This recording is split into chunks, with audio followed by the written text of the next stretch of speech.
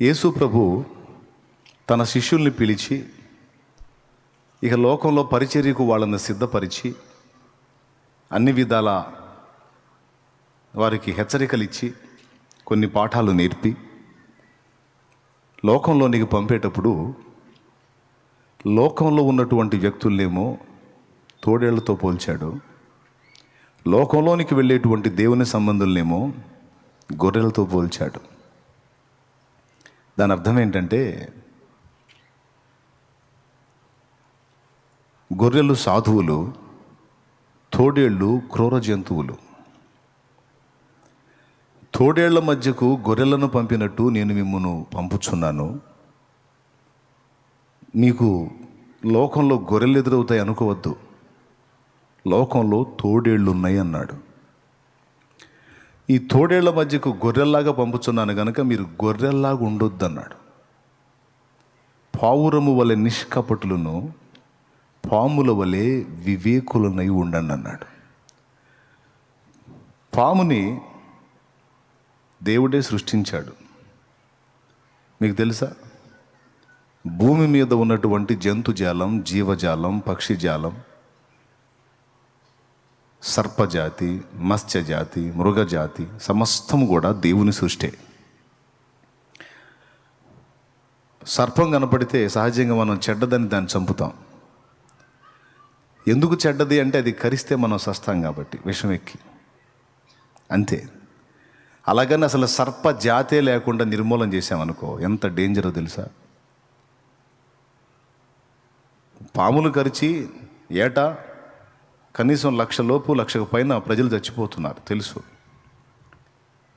కానీ అసలు సర్పజాతి మొత్తం పూర్తిగా లేకుండా దాన్ని నిర్మూలన చేస్తే ప్రకృతి సమతుల్యత దెబ్బతింటది. దేనికి దానికి మొత్తం దేవుడు చేసిన డిజైన్. ప్రకృతి సమతుల్యత అంటే ఏంటో తెలుసా? సింపుల్గా వీటి మీదే చెప్తా. పాములు ఎక్కడ ఉంటాయి? ఎక్కువ పొలాల్లో ఉంటాయి. పాములకు ఆహారం ఏంటి? నంబర్ 1లో చెప్పాలంటే ఎలుకలు. సర్పజాతి అసలు లేకుండా పోయిందనుకో, ఎలుక జాతి హద్దు అదుపు లేకుండా విస్తరించిపోయింది. ఎలుక జాతి హద్దు అదుపు లేకుండా విస్తరించిపోయిందనుకో, గింజ ఇంటికి రాదు మనకి. ఇక వ్యవసాయం చేసి మొత్తం వాటికి అప్పచెప్పి రావటమే. గింజ రాదు ఇంటికి. అందుకే సర్పాలని మీరు గమనిస్తే ఆ ఎలుకల్ని వేటాడి వాటి యొక్క సంఖ్య బ్యాలెన్స్ ఉండేటట్టు పాములు చేస్తాయి. అలాగని పాములన్నిటినీ బతకనిస్తే ఈ సర్పజాతి ఎక్కువైపోయి మొత్తం అదే వాటి సంఖ్య ఎక్కువైపోయి అంత మనుషులు, జంతువులు, సమస్త ప్రాణకోటికి నష్టం. అందుకని వాటిని మరికొన్ని తింటూ ఉంటాయి. పక్షి జాతి, ముంగీస జాతి, జంతువుల్లో కొన్ని జంతువులు అచ్చంగా పాములను వేటాడి తినే జంతువులు ఉన్నాయి. పాముల్లోనే పెద్ద పాములు, చిన్న పాములు వేటాడి చంపి తింటాయి. గ్రద్దలు, పక్షులు, పక్షిరాజులు, గ్రద్దలు, డేగలు, సాలువ డేగ అంటారు. చిన్నగానే ఉంటుంది, పావును వేసుకొని పోయింది, కొట్టేస్తుంది పావుని. వాటిని వేటాడి తీసుకెళ్తాయి. అంటే ఆ సంఖ్య విస్తరించకుండా అవి బ్యాలెన్స్గా ఉండడానికి మళ్ళీ వాటికి కొంత విరుగుడు పెట్టాడు. పాములు ఎక్కువ విస్తరించకుండా కొన్నేమో మనుషుల చేతుల్లో హతులైపోతే, కొన్నేమో పక్షులకి, కొన్నేమో జంతువులకి, కొన్ని పాములు, పెద్ద పాములకి చిన్న పాములు ఆహారం అయిపోయి అది కూడా బ్యాలెన్స్గా ఉంటుంది అన్నమాట. ఇదంతా ప్రకృతి సమతుల్యత కొరకు దేవుడు ఏర్పాటు చేసిన సౌకర్యం. అసలు పామే లేదనుకో, అంతా ఎలుకలో మయం అయిపోయింది. కాబట్టి దేవుడు దేన్ని సృష్టిలోకి తీసుకొచ్చినా, దేన్ని ఉనికిలోకి తెచ్చినా దాని అంతటి వెనక ఆంతర్యం ప్రకృతి సమతుల్యత కొరకు, మన క్షేమం కోసమే. ఇక్కడ ఆదికాండం మనం 3లో చూస్తే భూజంతువులలోకెల్లా సర్పము యుక్తి గలది అంటాడు, వివేకం కలిగింది. దాని యొక్క పనితనం వర్ణించాలంటే టైం తీసుకుంటుంది. దానికోసం ఒక సర్పాన్ని గురించి వర్ణించాలంటే తెలుసా మీకు? త్రాచుపాము ఒక్క దాని గురించి వర్ణించాలంటే చాలా టైం పట్టింది. అంత విశిష్టమైన జీవి సర్పం. మిగిలిన వ్యవహారాలన్నీ ఏమి చెప్పకుండా దాని గ్రహింపు శక్తి కానీ, దాని పనితనం కానీ, అది పునరుత్పత్తి క్రమం చేసేటువంటి విషయాలు కానీ, ఒకటొకటి విభజించి మాట్లాడితే బోలెడన్ని విషయాలు ఉన్నాయి ఒక సర్పాన్ని గురించి. అవన్నీ దేవుడు చెప్పకుండా వివేకం అనే ఒక పాయింట్కి పామును చూపించాడు. సర్పాన్ని గురించి బైబిల్లో ఎక్కడ మెచ్చుకోలుగా మాట్లాడలేదు, దాని వలె ఉండండి అని ఎక్కడా చెప్పలేదు. కానీ ఒక్క యేసయ్య మాత్రం శిష్యులకు చెప్పాడు, సర్పము వివేకానికి మంచి గుర్తు, చాలా వివేకంగా తప్పించుకోండి. మీకు తెలుసా, సర్పం యొక్క పనితనం అంతా కూడా వేటాడటంలోనో మరిదేంలోనో కాదు, తప్పించుకోవటంలో ఉంటుంది. మీరు గమనించినట్లయితే ఒకసారి నేను చూశానండి ఇంటి ముందు. మనకి ఎప్పుడు రెగ్యులర్ కస్టమర్స్ వెళ్ళే పాములు ఇప్పుడు మీకు వచ్చిన లైవ్లో ఉంటాయి, అక్కడే తిరుగుతూ ఉంటాయి. నేను ఉండే ఇంటి ఎదురు పెద్ద నీట్గా ఉంటుంది, అందులో తిరుగుతూ ఉంటాయి. అవి నైట్ టైము కట్టెల్లోంచి వస్తా నీళ్ళలో తిరుగుతుంటాయి. బాగున్నా శాలేమన్నా ఏం సంగతులు అని పలకరిస్తుంటాయి. నేను కూడా ఏం పర్లేదు, నేనే మిమ్మల్ని కలిదించాను, మీరు అక్కడ నుంచి బయటికి రావద్దు, వస్తే మాత్రం నా సంబంధం లేదని చెబుతుంటాను. నేను దేవుని స్తోత్రం కలుగును గాక. హల్లెలూయా. దాని వివేకం, దాని పనితనం అంతా కూడా. ఒకసారి నేనేం చేశానంటే మధ్యాహ్నం ఇంచుమించు 4 గంటల వేళ ఇంట్లోంచి బయటకు వచ్చా. అంతా 1 సంవత్సరం అయింది అంతే. సింగిల్ ఒక్కడే వచ్చా బయటికి. పెద్ద పాము, దాని కలర్ కూడా డిఫరెంట్గా ఉంది. ఇంతవరకు చూడాలి ఆ కలర్ పాముని. చక్కగా నీట్గా కట్టెల్లోంచి వస్తూ ఉంది. కళ్ళారా చూసా. నా అడుగుల చప్పుడు వింది. ఒక క్షణం అట్ట ఆగింది, శరవేగంతో కట్టెలోకి వెళ్ళింది. ఒక కట్టెల్లోకి, ఆ గుట్టు ఉంటే ఆ గుట్టలోకి, అక్కడే కట్టెలు ఉన్నాయి. అది వెళ్ళిన పాయింట్ గుర్తుపెట్టుకున్నా, దొరికావు బిడ్డ, దొరికావు, నీ పని చేస్తానా కానీ. ఇక నేను అక్కడే నిలబడ్డా. మళ్ళీ అక్కడి నుంచి నేను పక్కకి వెళ్ళి కట్టె తీసుకొచ్చి నీ హడావుడి చేస్తే మళ్ళీ ఆ ప్లేస్ మిస్ అవుతా కదా. అందుకని నేను అది ఎక్కడుందో ఆ ప్లేస్ని అలానే గుర్తుపెట్టుకున్నా.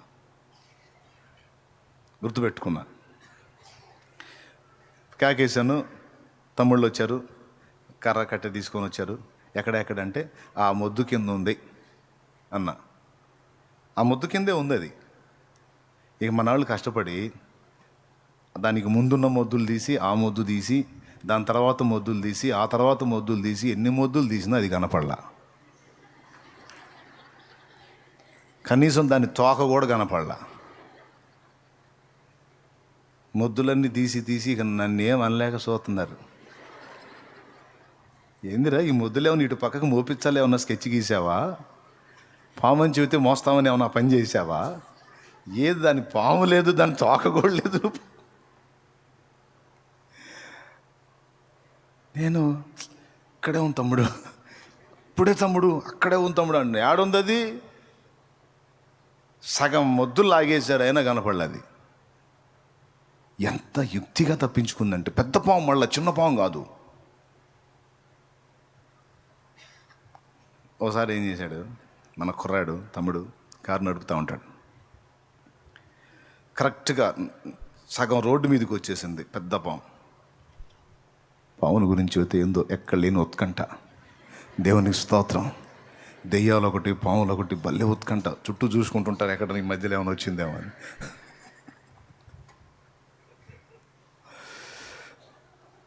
పెద్ద పాము, రక్తపింజరి ఇంతలా ఉంది. సగం వచ్చేసింది రోడ్డు మీదకి. మా తమ్ముడు ఉన్నాడు, ఒక తమ్ముడు ఆవేశం బాబు. ఎక్కిచేదా అన్నాడు. నీకంత లేదులే పద అన్నాను నేను. ఎందుకు? ఎక్కిస్తా అన్నాడు. నీ వల్ల కాదులే పద, నాకు తెలుసు దాని పనితనం, ఏం కాదు అయిపోయింది, ఎక్కిస్తా అన్నాడు. రయ్యమని దాని మీద బానిచ్చాడు. బండి అంత దూరం పోయి ఆగింది. వెనక్కి చూసాం. వాస్తవంగా మనోడు వెళ్ళిన స్పీడు, మనోడు ఇచ్చిన మూమెంట్ ఎలా ఉందంటే, అది దాని మీద ఎక్కి పప్పు అయిపోయి ఉండాలి. అసలు ఏం లేదు ఆడ.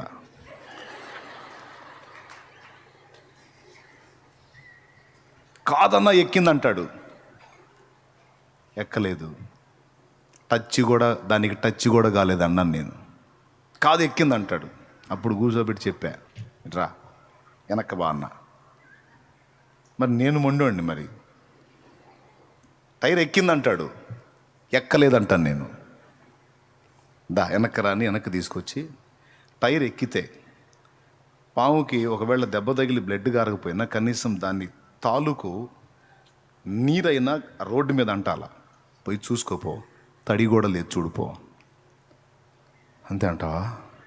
సరిగ్గా దిగటం ఎందుకు లేనిపోయాడు ముందుకి.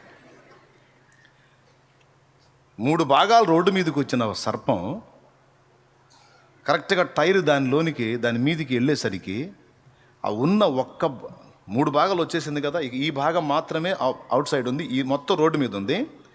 టైర్ దానికి సమీపంలోకి వచ్చేసరికి ఎంత స్పీడ్గా టర్న్ అయిందంటే ఈ టైర్ టచ్ కాల దానికి.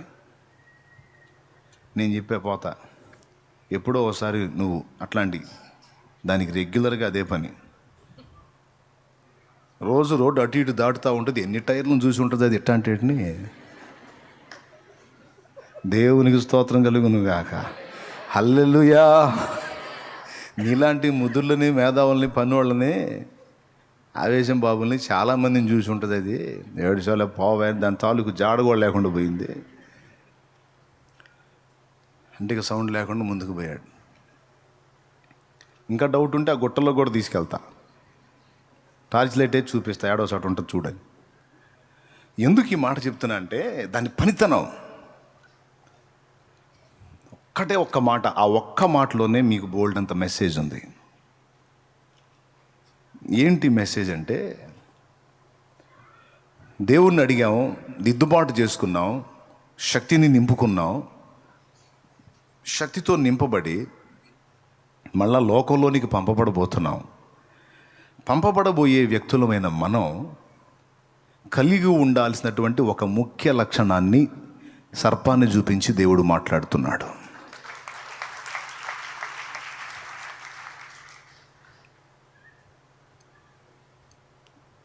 గొర్రె ఉంది, తోడేలుకి ఈజీగా చిక్కిద్ది, సర్పం చిక్కదు. అందుకని మీరు గొర్రె వల్లే ఉండండి అనలా,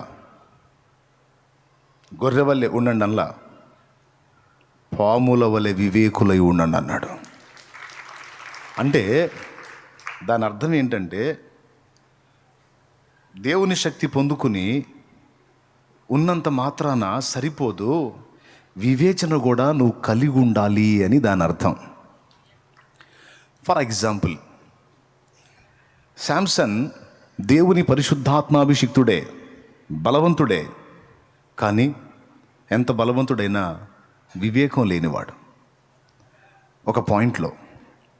ఇప్పుడు దిలీలా దగ్గరికి వెళ్ళావు, సరే నీకు భార్య మోసం చేసింది, అయిపోయింది, తీసేయి. ఇంకొక దగ్గర ఎవరో వేశ్యతో జీవించావు, సరే ఆమె వేశ్య అనుకున్నావు, తీసేయి. సరే దిలీలా మంచిది అనుకుని ఆమె ఇంట చేరావు. ఇంట చేరినప్పుడు ఆమె తవ్వకాలు జరుపుతుంటే నువ్వు ఎందుకు వివేకాన్ని కోల్పోయావు? బలం ఉండగానే సరికాదు, వివేకం కూడా కావాలి అనేది పరిశుద్ధాత్మ దేవుని మాట. ఏం కావాలి? వివేకం. ఎన్నిసార్లు చెప్పిందండి, నీ గొప్ప బలం ఎందులో ఉంది అని అడిగింది. నీ గొప్ప బలం ఎందులో ఉందని అడిగితే ఏనేం చేశాడు? ఎందుకు నీకు అని అడగాలి. కాదులే తెలుసుకుందామని అందనుకో, నా బలరహస్యం నీకు అవసరమా, నేను అవసరమా?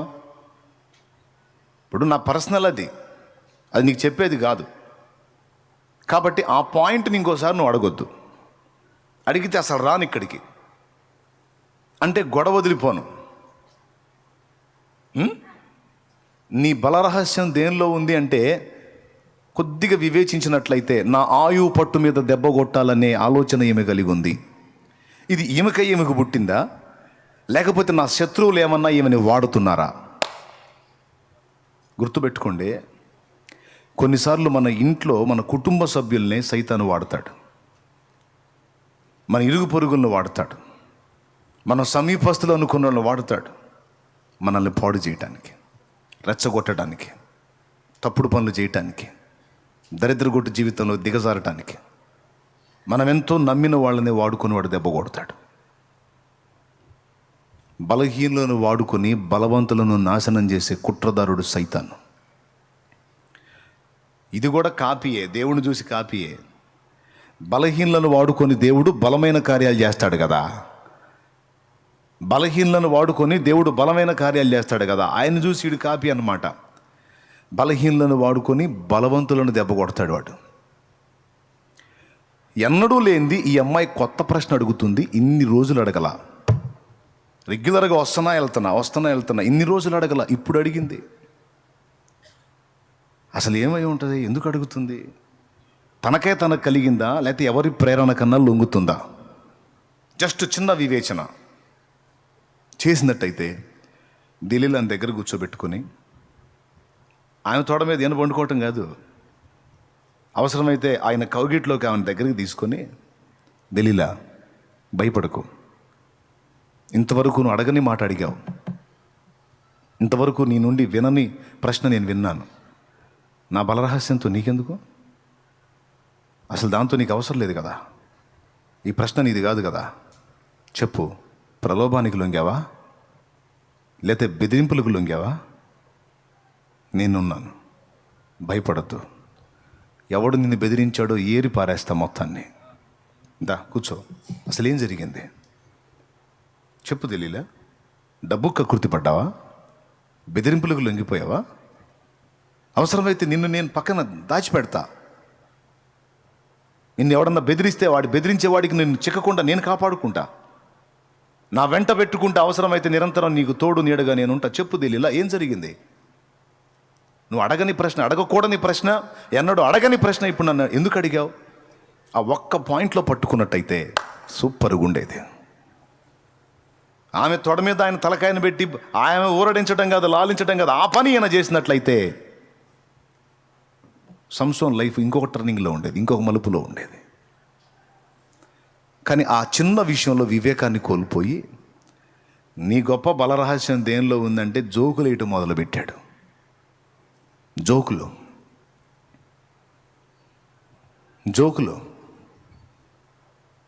నాకు ఇట్లా చేస్తే నా బలం తగ్గిపోయింది, నాకు ఇట్లా చేస్తే. రెండు అడిగిందామా? ఏమడిగిందండి? రెండు అడిగింది. మొదటిది ఏమడిగింది? నీ గొప్ప బలం దేనిలో ఉంది. రెండోది ఏమడిగిందంటే, ఏం చేస్తే నువ్వు బలహీనుడు అవుతావు. అడగకూడదు కదా. చక్కగా దలీలాని దగ్గర తీసుకొని కొంచెం వివేకం కలిగి అడుగులు వేస్తే ఎంత బాగుండేది. కళ్ళు ఊడిపోయేవి కాదు, దొంగలతో కలిసి తిరగలు తిప్పేవాడు కాదు, అద్భుతంగా ఉండేది.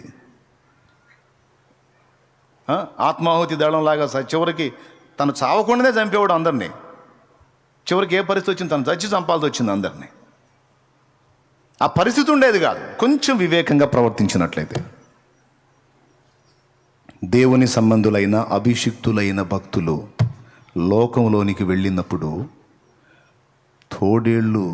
తోడేళ్ళు బయటికి కనపడవు, వ్యక్తులలో ఉంటాయి, మనుషులలోనే ఉంటాయి. చీల్చేస్తాయి చిక్కావంటే. చాలా వివేకంగా నడుచుకోమని చెప్తున్నాడు పరిశుద్ధాత్మ దేవుడు. అది ఉండాలి జాగ్రత్త. పైన అభిషేకం ఉండగానే కాదు, ఆత్మ అభిషేకం మాత్రమే కాదు, ఆత్మ నడిపింపు కూడా ఉండాలన్నది పాఠం.